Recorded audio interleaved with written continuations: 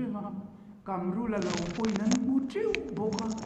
tuna hian PWD contractor na muis kanin china kan first class contractor kan nei te hian na enge mosat an thoka pakata chun frang takin soitai la an ming kan ho ani atak takan tho vik po anilo ming ho in kan threchewa tu ma poin khamia kha kan thok tam em Kamrula po kan du sak bi po ni lova kan du sak lo bi po ni lo thanga po liana po arem chang ang khan hemi ming hian a thore mitin na mutin khami kha athok tu minga anron manga chutia kal chho chuni adang point thanga liana mu ya ming point mi tho hi atlar thui khok mai bye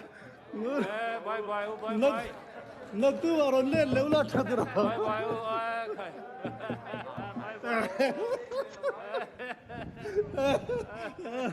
in ngày hôm đó đấy bây giờ in ngày hôm đó không phải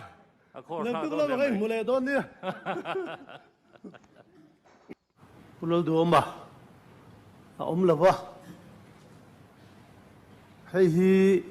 Inthlan hung tak chungin advantage lak duhloh kan naia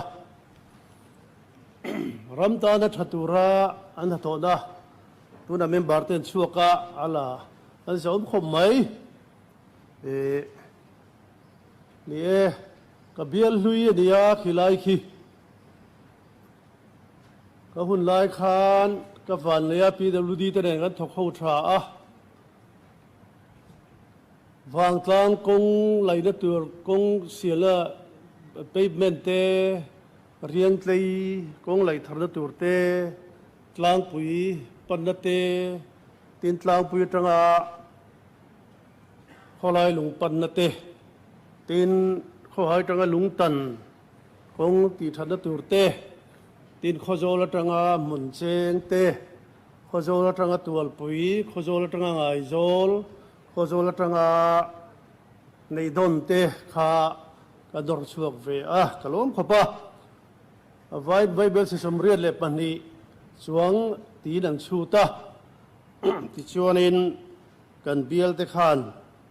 pakhat ma kan tho velo chu dan tia kei poin min pui te an tia kanor pui ve nge mai tin member zom tak te hi kan soi du chu pathian khongai nain mi poisa dai khat ma kalalo ti hi ka sei do ni hera ma he nomla ari nomda zel ro sam wale hen kan member zaum tak lim takin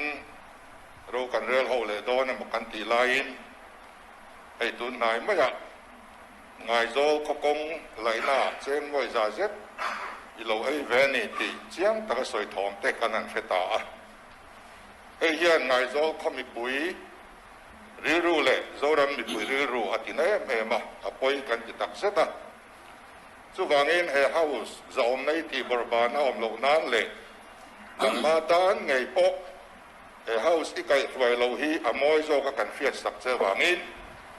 Speaker, house leader nena mi soi thom mai akhan he house in haton am mi mina kan house leader tu wang chuan thil chiang tak bombok silo khatiang kha e thil kal pui chia ke ka ngai lo wa no chu wang chuan in awangin tin speaker zong na hi teng lai he house na ti wa members kan hi zom lo ne ka fia na min no sa wang chuan in tu na soi kha om de nei lo din ka fia soi chuan ne ni chuan in e